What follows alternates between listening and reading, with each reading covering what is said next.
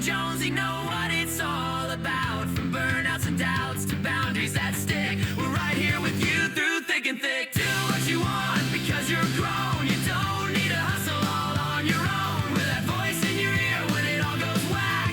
Take a deep breath, we got your back. All right, you ready? Ready. All right. We're jumping into another riveting episode That's my riveters. of Minding Our Business, where we talk mental health and entrepreneurship. Today, our guest is John DePaul. He is a mortgage lender with Movement Mortgage, has a bit of a construction and entrepreneurial background.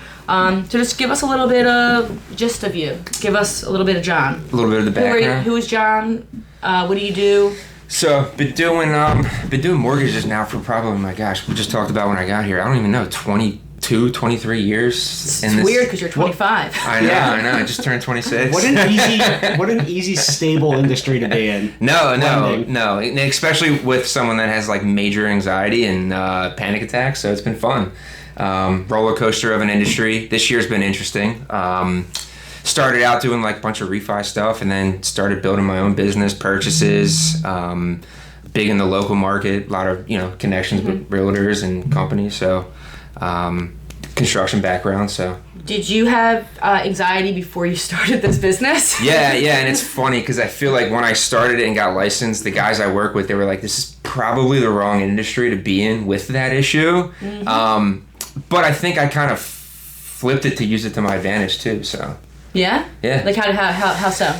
I'm probably way too over the top and like I had a realtor last week tell me like I love when I work with you because I don't have to stress and worry because I know that you're stressing and worrying about it too. So like I'm getting more mentally beat up. No, and I think I've trained myself to like I know when things have gone wrong in the past. I know what to look for, and it's like I try to take all that stress out of the buyer, the agents, because it's a stressful transaction, and so it's like kind of helped me like rewire the business and make it an easy process. And you started in this business at what we would call a very stressful time in mortgaging. But when we were talking briefly before Dan got here, it was you were in a call center, and it was 2009, which was considered a bad time, but you were doing pretty well then, right? Yeah. I mean, because at the time, back then everything was really refi. They came out with programs to make it easier to refi if you're underwater. Rates were kind of always going down until, I feel like maybe, I don't even know how long, a couple of years ago, it's just been like a nightmare. After COVID, I guess, they've just been shooting up. And that's where I got lucky because I built that purchase side of the business with, referral partners and past clients. Because if it wasn't for the purchases, there's not many refis out there right now. So. Yeah. Yeah. So what do you do when times are like slow like that? Like, what's your pivot? Because we also discussed how being like the man of the house and like having a commission-based job and just having it be a really scary thing. It's tough, especially when you're like when you're in the like even this year, right? Started out hot, you're like crushing it, and then you hit this weird market with all the things going on globally, and rates jump back up, and you're like, you get slow for a week or two, and you're like, what am I doing wrong? Or like my phone's not ringing, and you're paid commission, and it's like, I got a mortgage, I got daycare, another mortgage, basically. Yeah. That's when I talked to a buddy of mine. It's like you have to get on like the activity front of it, like reaching out to people you haven't talked to in a while, setting up your coffee lunch meetings, reconnecting with you and coming to hang out, and like you just got to get back to the basics, I think. And then it might take a little bit, those things start to come back, but you can only do so much to control. You can't really just sit and hide. No, absolutely not. It's unless you're, and we were talking about ads a little bit, unless you're paying for the ads, it's referrals and networking based, and it's a weird cycle because when you're so busy doing and the fulfillment side of it, which is originating and getting into underwriting and getting the deals, you're not actively prospecting. Correct. Right. So that's basically that's cosign right there is pound the pavement, and I would say at least make it purposeful, like even a minimum amount of that activity at all times is non-negotiable. I agree. And in our businesses, it has to be like that. Yeah. Because I'm guilty of being so busy, and then when things are at the end, I'm like, oh my God, I haven't even been reaching out to anybody else because I've been so busy, and I don't want to overwhelm myself. Yeah, and that's the hard, like you said, like you have you have 1 month, and it's like, oh my God, I crushed it. But then you're like, wait, I have nothing for next month because I was so involved in the work and like the clerical side of it and underwriting that I wasn't prospecting. So I'm going to put you on the spot here. I met a guy probably about last August. His name's Paul. He's with Movement Mortgage in New Jersey. His last name is escaping me. It was at SJ South Jersey RIA. Okay. And we had a little vendor booth there, and we set up the camera, and we're doing a contest on give your perfect pitch, your 30-second pitch. And he came in second or third. So anyway, we're going to put you on the spot here and ask for your 30-second pitch to your target audience. Giving him anxiety. Yeah. I'm about to bite my fingers now. We had tools to get through that. Use the tools, Yeah. John. Yeah, I know. So my biggest thing is I try to make it local, right? Like when I get someone on the phone, first of all, I usually pick it up from like a text intro or email intro, and it's very important for me to set up a phone call because I think I need to get the person on the phone because I feel like too many people in my business, either they're so busy and successful, it's just like, hey, apply on my link, right? But I think if you make it personable from the beginning, like talking to them on the phone for 30 minutes, 40 minutes, spending that time like to figure out their goals, and then I'll push it like, look, I know a lot of local realtors. I know these listing agents. They work with me. If they see my name on your pre-approval compared to, a call center in California, they're going to want to accept it. It's going to go to the top of that pile, right? They know that I checked your assets, your income, your credit. Like, it's not just a piece of paper. So, like, I try to push that, hey, I'm backing all this up and vouching for you. And it's won a lot of deals. So I think that weighs more than, hey, my rate's an eighth lower, that and here's the link. Because now even if it does go directly to you, that still gives the connotation of, okay, I'm being processed. Yeah, right? Yeah. So I think it stands out a lot more. So, and again, I make it to the local thing. We work with local AMCs and appraisal groups that they know the market. It's not, you're not getting some random person. Like, it's all important, and especially it's really important. Yeah, I mean, it's hard enough to get your offer accepted in this market. So any little edge you have is huge. Then we talked about kind of like the flip side of that, where it's kind of screwed you, where like you've been, and I've had clients that do it to lenders, where you're the dude answering, you're out with the offer, you're the guy, you're calling the listing Sunday agent, night at 10 p.m. You are locking it up. They're going with your offer because of what you're saying and how strong they look, and then the next day or a couple of days later, it's like, oh, we rate shopped and now we're not going with you. So like, how do you handle or respond to people when they say that? Are you very like? I personally, I think it is hard when someone wastes your time and they don't realize that you are doing work. And, and you're not just like clicking a button on the computer for them and printing it out. And that's why I think if you do spend that extra time up front, you see less of it. I mean, I think there's more this year, last year, because obviously higher rates. Like, it's tougher for people, they want to save. So I get it. It's part of the business. I've been on the other side too.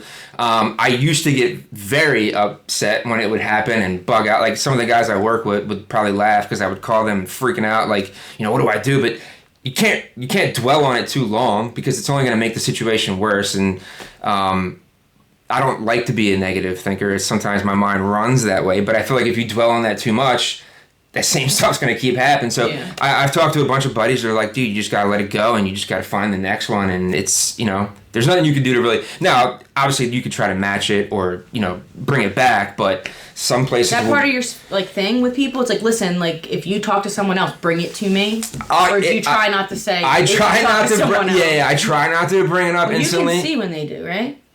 Will you get a ding on their credit if you start? If they're in the process with us already and then they apply, yes. If they're like shopping like that same week, no. But if I could feel that the person might be a rate shopper, then I'm like, all right, I'm gonna tell them like, anything you see, because I've also seen people get quotes and the numbers are so wrong because they're an out-of-state lender, like they don't have the right transfer tax. Or I had someone leave in like February because they were like, this guy's closing costs are $3,000 less. And I was like, no, they're not. They have the wrong month of escrows. And the agent that I was working with called me like a week before closing and was like, he just called me and was like, our closing costs are like $3,000 more than we thought. It's like, dude, I told you, like, that's what I mean. Like, but if you've never been through it before, you're a first time home buyer, it's like, you're only going off hearsay. Yeah. And I just try to be as truthful. I'll tell them, like, let me see their cost sheet. And if it's that good, go ahead. Like, but if it's wrong, I'm going to tell you, like, they're missing this, this, and this. And to me, if someone messed up on like one of the biggest purchases I'm going to make, it's probably going to make me double think about like going with them. So, yeah. Now, how often are you reworking with the same clients? through like refis, and because you started this in 2009, we'll call it. So we're, oh my god, almost 20 years. Yeah, 17 years in. In the beginning, it was more of like the call center setup, so it was more their book of business, and that's when I kind of looked at it. I was like, I need to go out and do my own thing and build my connections. So I'm starting to see the benefits of that more in the last couple of years, especially like when you have these like little rate dips and you can reach back out to, people you just closed a year or two ago. And I mean, it really helped them out. I mean, during COVID, like those refi people, I mean, you had people that bought like 2 years ago and now you're taking them to a 20-year and still lowering your pay. Like they're saving tons of money, Even now, I had people that bought a year or two ago when rates were like in the high 7s, and you're dropping 1.5 points for only being there for a year. I mean, it's a good way to like touch up with them, help them save money, or even when they're going to buy their next home. I mean, I have repeat customers, so I think if you do a good job, you're gonna hear back, right? That's really it. It really is. Do 10% better. Job, That's the marketing secret right there. I know, but do you know what I hate about it? I hate that we in these industries we have to take it down to a science. Yeah. It's like, I was talking to someone, like, how often do you talk, because most of my business comes from, like, my sphere, or, like, past clients. It's like, oh, how often are you talking to them? I'm like, I'm always on the internet.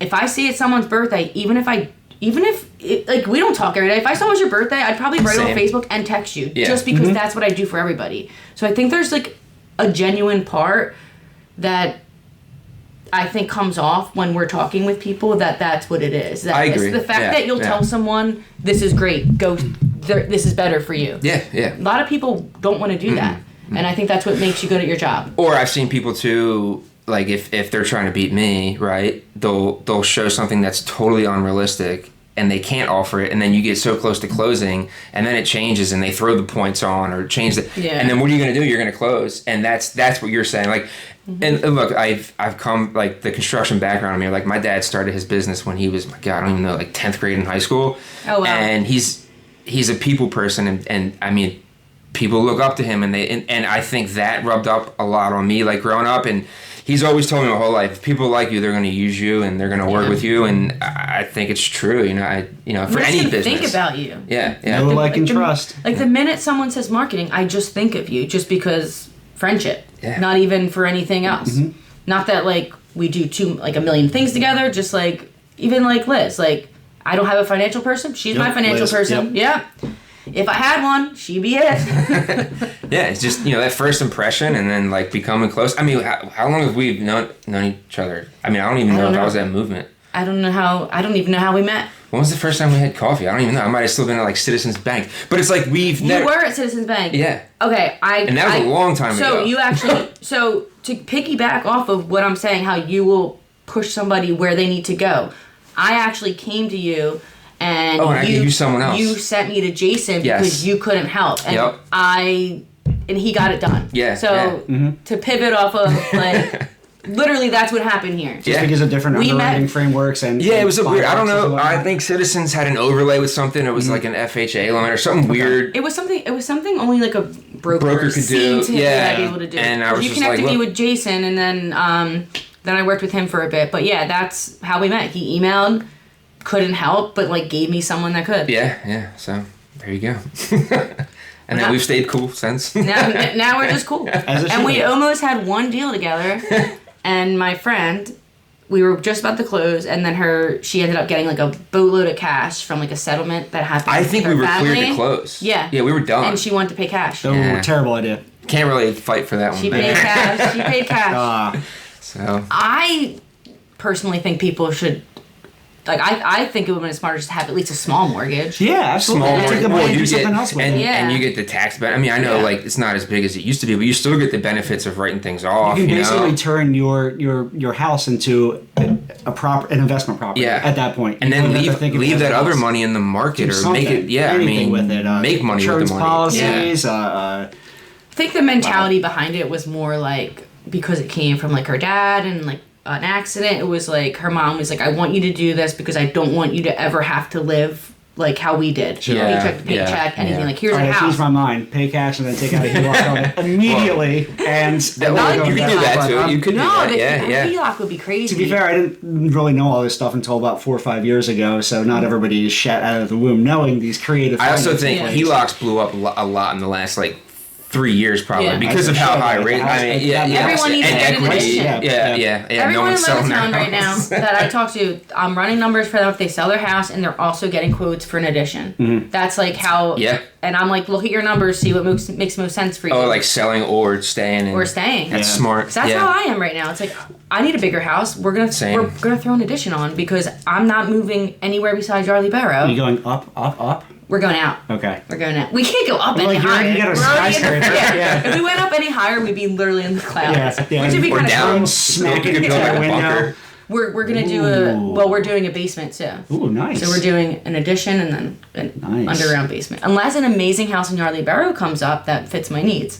Yeah, I don't think I can do that in my townhouse. I don't know if my HOA would. No. Basement. No. Well, we have a basement, but I don't think I can go higher though. Would they even let you buy 2 units and knock down the wall? No, It's but probably a firewall, my so older probably neighbor not. just did move out. His house is vacant. I could do that. But Yeah. Even through the firewall?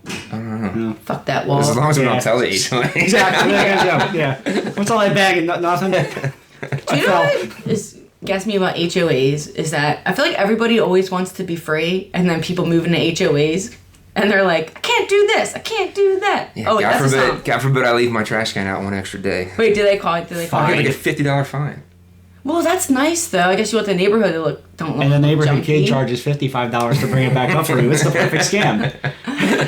How do you like living in an HOA? Besides Ours that? isn't that bad, honestly. No, I mean it's Like you got it's minimal for you got pools and stuff on there. 2 playgrounds, basketball court. There's like a whole trail for that people run on. Do they take care of your so- snow removal? No. Oh, I mean, I do my own snow removal. I have a snow removal company. Oh, okay. Well, No, but I do hate. That's the worst part too. You're out there plowing for like 28 hours, and then I get home and no one's done my driveway yet. Wait, have you ever worked in regular 9 to 5 ever or no? No. You've never. I don't even know what a salary is, or Wow. an hourly wage, or. That's actually pretty cool. is that from growing up with the family construction? And Yeah. Yeah, I mean, because I did. Well, see, that could be the only way because when I was in high school, like I was just working in ice cream stores. Yeah. So like you were working for your dad. Yeah. So like even like I went to Westchester for like a semester. Was like this is not for me. I'll never graduate. Came home, went to Gwinnett Mercy, but the whole time I was in college. So you went to a more expensive school. I don't. Yeah, I think it was Wait, more. This isn't going to work out. Let's come a little closer. He went to home, but- Westchester, which is a super fun school, state school, cheap, probably not too bad. And he's like, was fuck pretty- it. I'm yeah. going to go home, leave the party. I'm going to go to this I'm gonna go Catholic, home, really yeah, expensive college. private school, Yeah. and work at the same time. So Just really It worked beat yourself out. up. What were you going to school for? accounting. Ooh, we have It's another like- accountant. Yeah, why is it Yeah. like the third? I don't know. accounting And- major You're a that turned third into an accountant. And then I was like, I remember entrepreneur? like halfway through, I was like, I hate numbers. And I don't want. I mean, now I Huge work with. mistake. You're like I hate numbers this way, but I like them better this way. Yeah. That's too Well, at much. least I feel like I'm helping people with numbers now. What I do, it's not just staring at numbers and Until I the don't bad know. news. Yeah. Your So P&L sucks. Your cash flow sucks. Do you have a degree yeah. in accounting? Yeah. Actually, you did finish. Okay. I finished. Okay. Yeah, I did finish school. Did you do the accountant test? Or No, I what never do you took. I call went that? for a CPA or whatever. No. No, I never did. I never went that far. I literally got in the I met. So when I was going to Gwinnett, I met I guess he at the time was like the VP or regional of GMAC Mortgage, was going to the same like gym as me, and he's like, "What do you do for a living?" And I was like, "Well, I just finished school and I'm jacking out concrete with my dad." And he's like, "Well, these guys over here are just crushing it." Like I didn't even know what a mortgage was. So he's like, come take this test and like learn for 5 months. And I was there for like 4 or 5 months. And I told my dad, I was like, dude, they're not putting me on the sales floor. I'm quitting. And then they were like, all right, we'll let you get on early. And it was terrifying. I probably made so many mistakes to whoever I talked to. So sorry. Like inbound calls. Yeah. It was like they were in the queue. Mm-hmm. Probably lost so much money not converting leads that were probably easily convertible. Like, but are you taking apps over there, or like what's that? Okay. Yeah. It was all like during like the HARP days, like I was telling her. So it was all it was so easy, and like I just remember thinking like, dude, there's no way this can last forever. Which thankfully I did leave and get out on my own because I know it's I don't even know what those call centers are doing right now, but. I didn't even know there was call centers for they're all mortgage. BPO'd, outsourced, and offshores at this point. Yeah, I mean, there's still a couple big ones around here, like Freedom. I got a bunch of buddies that are still at, there's another one too. I'm trying to think, like Mr. Coop. Like, there's a bunch of big servicers that like try to keep their stuff in house, and when rates dip, I mean, they kill it because they don't want to lose they want to keep that retention book. So, and then we start competing with like the dudes I just did a purchase with, because now they're servicers trying to keep them. Yeah. So then I get rate shot for that too. So So what's the difference between these like call centers and then like a broker that you're at? So our setup is like a correspondent. So it's a little bit different than a broker shop.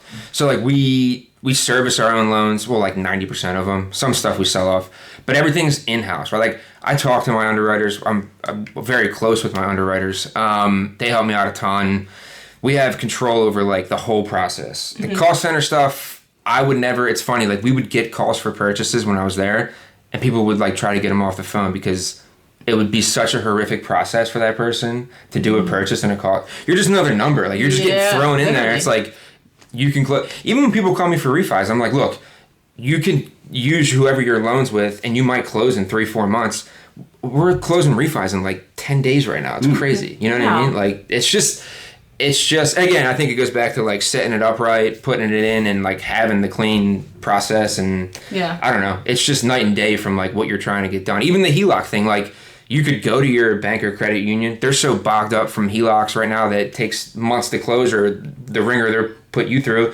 I mean, we're closing HELOCs in 5 to 7 business days. Like, it's nuts. Wow. So, I don't know. I'm getting speed dial. I'm going to be getting a HELOC today. You can put the HELOC application in the link. We're actually going to be throwing a link. Don't call him. Just use the link.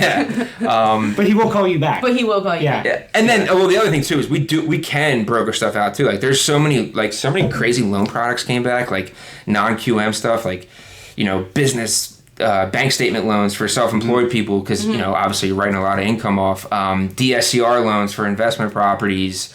1-year 1099s. Like, there's a lot of stuff that's come back after like the whole crash. You know what I mean? So we have a lot of options. So let's talk a little. Let's bring back like a mental health aspect to what you do. Do you have like a routine every day that you have to do? Do you what do you do to take care of yourself? It's bad. I need to do more for sure. My wife makes fun of me. She's like, you instantly wake up and it's like negative, which I know is horrible. For me, my problem is it's always worst case, and then it never happens. It never happens. Yeah. And you get yourself so worked up. And my underwriters will make fun of me. They'll call me and they're like, breathe. And like I mean, knock on wood, there's never been an issue, and I totally blow it up. Or like sometimes I think about it so much, and they're like, dude, I would have never even like asked for that. And it's like, oh, like I didn't sleep last night. Honestly, everyone just should just use you because you're just like really taking the over the top. It's like every day you wake up, it's the worst day of your life, and every day you go to bed is the best because exactly. You're creating your own best day. John planned his whole day. It was awful. No, seriously, and that so I have to go to the gym for like an hour and a half every day and just blare music and like disappear. Like, if I don't do that, I feel so horrible. Whether it's like whatever, lifting or like running or whatever, like that's my escape. Like, I have to do that. And then like, when things are good or like I did something, accomplished it, like I like to eat it up and get yourself something nice. Yeah, and like talk myself up, because again, I do tend to be very hard on myself and overthink a lot of things. That's like the worst part of what I deal with, honestly. But I feel like it's like, especially like entrepreneurial men, I feel like that's just like how you guys operate. I think it's cause and effect. I like think my we husband operate doesn't, that way. like Joe doesn't sit down. Right. He's like up all night, like doing weird shit. Then he's like working all day at his like regular job, but then working in real estate at the same time. Yeah, I think you have to stay busy if you think that way, because if you sit and ponder, it just gets like worse. Like you can snowball. Yeah. That's like the worst part with like anxiety. It's like once it's in your head and you keep thinking that way, it's going to get worse. You know what I mean? Like, you got to try to flip it the other way. Have you ever had a panic attack at a closing? No, I don't think at a closing. An agent in our office had a panic attack at a closing and an ambulance came for him. Wow. He does a lot of business. Stress guy. When I was at Citizens, I remember times like driving there and again, how I work being like, it shouldn't be this stressful. Like I would drive to closings and like the loan's not even like clear to close yet. And it's like, I'm just showing up here hoping that it's gonna be done. Oh, like shoot. It was bad. Yeah. Dang, you still showed up too? Yeah. But see, like that, no, that to me is nice because another lender wouldn't, and they'd be a coward, and then you push it back or something. Yeah, it'd be like pushed. I'm like the realtor. I'd be like, oh my god, what am I doing? Yeah, I'm like, I don't know where John is. No, again, and probably 95% of those scenarios, it worked out, and no one probably would have even known that. Like I was like kept checking my email to see if we were good, but you know, I probably had a panic attack in that. Yeah. I can be a little reactive.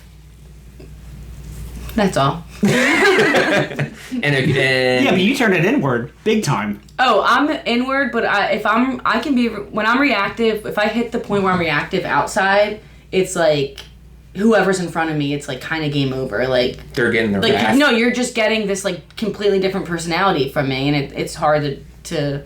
I had people tell my husband, or some lady told me, it was an agent. She was like, whenever I talk to your husband, it's so nice. Because by the time you're talking to me, it's like my patience is done. And like I'm not like tiptoeing around like the facts here.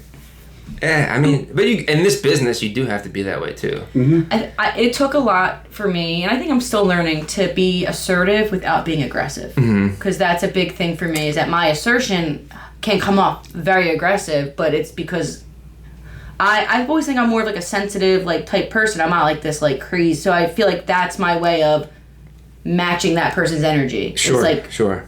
Oh, like I'm being assertive, but like actually I'm being aggressive. I call it a type lowercase a. Yeah, well... What's that mean? Well, it's like a type A personality, but like a little dialed back. Yeah. You're mostly reserved. You think I'm a type A? I think you're a lowercase a. I consider myself a lowercase a. I never consider myself anywhere in the personality types near an A. Lowercase a. Lowercase a. All right, I'm going to have to do personality thing after this. Yeah. You need another... when's the last time you did one of those disc...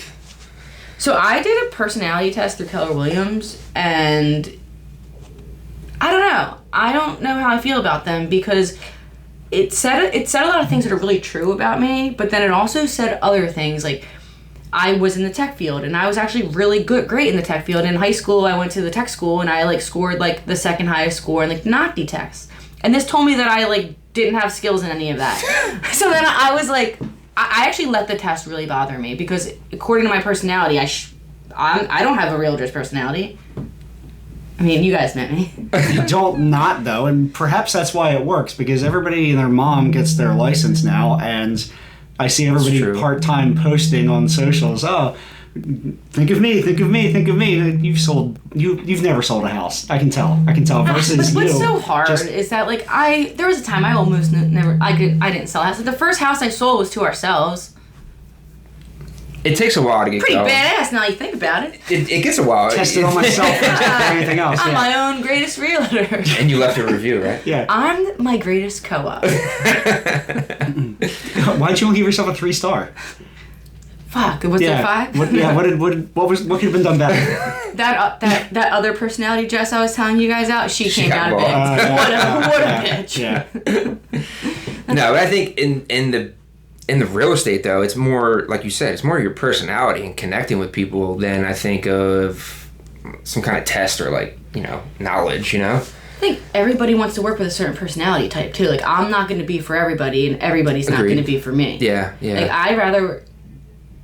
I'd rather work with somebody that I feel comfortable with than if I'm working for someone who's like a know-it-all or like thinks they know or thinks they make a lot of money and then there's some nasty people comes like condescending to me. It's like, okay, well maybe work with somebody that you think's better at your level. Mm-hmm. Sure. Yeah. That's where my opinion about those personality tests and assessments and frameworks is that it creates it's a broad brush and tries to put people in a box, which to a way is helpful when you talked about approaching things scientifically in, even like networking activities and everything. Like, you have to have a framework. But most people are going to be at some other point in the continuum between, I don't remember, like the cultural index or DISC test or whatever. Edge cases and yeah, I think. But like when you DISC when I came to movement, immediately hear some red flags or whatever, you know to go in a particular direction, and that's where those are helpful. Yeah, and experience, Oh yeah. Yeah. I don't know how I feel. Because I feel like even now, like everything I see online, like I can diagnose myself with a million things. Like I'm autistic, I have ADHD, like everything. So it's like, what are these personality tests? Are they really anything? I also think when you take a bunch them, of made up shit. Yeah, when you take them, the questions like, try to confuse you so much. Like, would you really react or do that in real life? Well, like what if I'm bipolar and I take it when I'm manic and take it when I'm depressed? Yeah, like who am I then? Which status am I right now? Yeah, like what type am I then? So like if I'm high and I mean it's like nothing's bothering me. If I just got hit by a car, I'm answering even how do you feel about puppy dogs? I don't care about them. Like everything's contextual. Always care about puppy dogs. You're not wrong. But kittens are there for me. Don't even put a kitten near me. I don't even think they're cute. I got 2 of those too. You have 2 kittens? Yeah, I'm sorry. we had 2 dogs. My German Shepherd. We just lost our German Shepherd. So, oh damn. Yeah. Not to get. No, they didn't. Well, we didn't go to downer. Talk about mental. Talk about mental illness. How does it make you feel? How are you dealing with this? I'm minding our business. But damn, that sucks. But we do thank you for coming and chatting with us and telling us a bit about your business and sharing kind of like it's sharing about anxiety and stuff. People don't want to talk about that. So where can people find you? What's your info? We'll drop it for them. Yeah, I can. I'll give you all the websites and all that. Oh, sorry. Talk to the people, man. I'll give you guys all the websites and all, but the email is just john.depaul@movement.com. There's an Instagram page, John M. DePaul, Jr., and then Facebook and my number, cell phone, all that stuff. However, I mean, I'm always available. I'm probably too available.